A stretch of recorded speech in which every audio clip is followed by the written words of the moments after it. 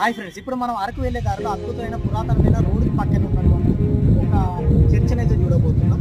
ఇది Catholic church. అయితే ఇక్కడ సుంకరమెట్ల క్యాథలిక్ చర్చ్ ఇది 1936 నుంచి 39 మధ్యలో బ్రిటిష్ కాలంలో అయితే నిర్మించడం జరిగింది. దీని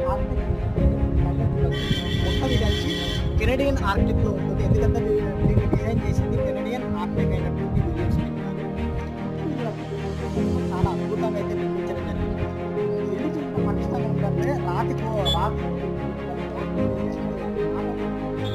ఇక్కడ చాలా తెలుగు ఫిలిమ్స్ తెలిసిన కామెంట్ చేయండి. నేనైతే ఒక వీడియో చెప్తున్నా. కృష్ణ గారి వీరప్రేమ గాథలో క్లైమాక్స్ ఇక్కడే